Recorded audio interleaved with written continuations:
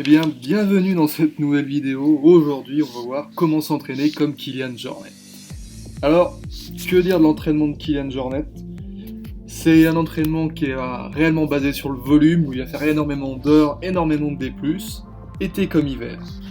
Donc on va voir un petit peu en détail les différents aspects de cet entraînement, les avantages, les désavantages, et on conclura pour voir si cet entraînement est réellement applicable à tout le monde.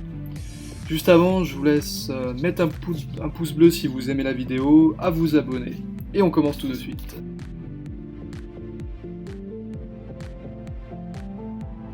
Eh bien, tout d'abord, son entraînement, il est lié à la saison. Il va diviser sa saison en deux. On aura la partie hiver, donc de novembre à mai, où là, il va à peu près faire entre 20 et 30 heures par semaine de sport, ce qui va faire à la fin de la saison d'hiver 300 000 mètres de dénivelé positif, avec 500 heures de travail. Là, cette saison d'hiver, elle va être consacrée au ski alpinisme ou au ski de randonnée, où il va faire énormément de compétitions, entre 20 et 30. Ensuite, l'été, donc pour lui, ça va être de mai à octobre. Là, ses heures d'entraînement vont être entre 20 et 35 heures par semaine, et il va avoir 250 000 mètres de dénivelé positif, avec pareil 500 heures d'entraînement. Où là, il va faire énormément, donc quasiment 100% de trail, et un tout petit peu de vélo. Donc, il divise sa saison en deux, parce qu'avant tout, c'est un passionné de montagne, et il profite à 100% de cet environnement. Donc on voit que c'est un entraînement qui est vraiment basé sur du volume, donc on va voir les avantages et les désavantages de ce type d'entraînement. On va commencer par les désavantages de cet entraînement. Tout d'abord au niveau de la traumato. On sait que le ski est une activité qui est un petit peu risquée au niveau des genoux, on a énormément d'entorses. Donc ces activités peuvent être vraiment problématiques pour le reste de la saison. Ensuite, on va parler de la spécificité de l'entraînement. Ça, c'est un des termes qui revient énormément dans les dernières théories de l'entraînement de ces dernières années, où maintenant perf rime avec spécificité. Là, on va travailler sur des muscles qui vont être différents. Les amplitudes et les plages de contraction ne seront pas du tout les mêmes, qu'on passe du ski de rando à la course à pied. Et on n'aura pas le même pattern biomécanique, c'est-à-dire qu'on ne va pas utiliser par exemple la foulée en course à pied, vraiment spécifique à la course à pied, et difficilement transposable dans d'autres activités. On ne va pas utiliser l'élasticité musculaire, on ne va pas utiliser la mise en tension en bois, qui est vraiment spécifique au trail ou à la course à pied. Donc ça peut aller en désavantage dans l'entraînement de Kylian Jornet, dans le sens où on n'est pas du tout spécifique, on ne se rapproche pas de l'activité principale, donc soit le ski de rando, soit le trail.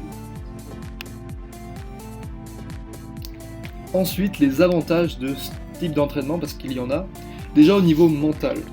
Ça permet de faire une coupure, on a donc 2 saisons, donc ça apporte beaucoup plus de diversité dans notre entraînement. Ensuite, on sait que le ski de rando ou le trail, ça apporte un engagement dans les descentes. Donc cet engagement, il sera aussi bien intéressant à exploiter en trail qu'en ski alpi. Ensuite, un des plus importants pour le facteur mental, ça va être le plaisir de pratiquer dans un environnement qu'on apprécie, qui est la montagne. S'il ne pratiquait pas de ski de rando par exemple l'hiver, il devrait faire de la course à pied ou faire des séances de vélo plutôt en vallée à cause de la neige.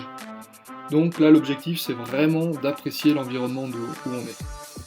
Ensuite, pour le facteur physique, ces deux activités vont être complémentaires dans le sens où elles vont nous apporter un certain équilibre et une certaine proprioception qui est vraiment intéressante, qui va se transposer aussi bien en ski qu'en course à pied. Donc ça va nous développer une certaine polyvalence de l'activité, une certaine aisance de la gestion, de la coordination de notre corps. Ensuite, le travail de différents muscles va nous permettre de travailler des muscles antagonistes d'un sport à l'autre. Donc ça va équilibrer ces différents muscles. Ensuite, le travail foncier va être aussi intéressant parce que le ski ou le trail va nous permettre de faire énormément de dénivelé, avec des pourcentages de fréquence cardiaque max qui vont être différentes, parce qu'on a une cinétique de VO2 qui est aussi différente d'une activité à l'autre.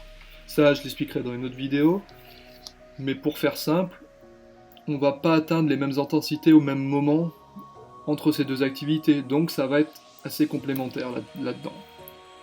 Enfin, dans le facteur traumato, à part les genoux, on a quand même un petit peu moins de traumatisme au niveau articulaire dans le sens où on n'a pas de force d'impact en ski par rapport au trail.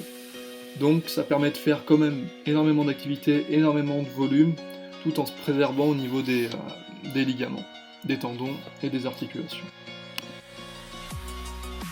Pour conclure, déjà cet entraînement il va être énormément intéressant, mais il ne peut pas convenir à tout le monde. Par exemple, déjà il faut avoir un certain niveau en ski pour éviter tout ce qui est blessure qui pourrait être vraiment problématique pour le reste de notre saison. Surtout au niveau de la spécificité de l'entraînement qui est pas mal remis en cause ici. Donc c'est intéressant, mais attention, pas pour tout le monde.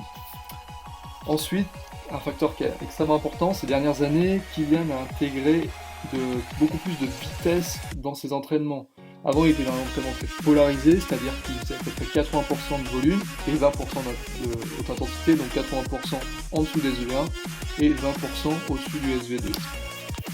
Donc là, le fait d'intégrer beaucoup plus de vitesse dernièrement, c'est intéressant parce que là, il va énormément repousser le SV2, donc développer réellement cette vitesse à SV2, et pas que repousser SV1 ou que travailler à VO2 max.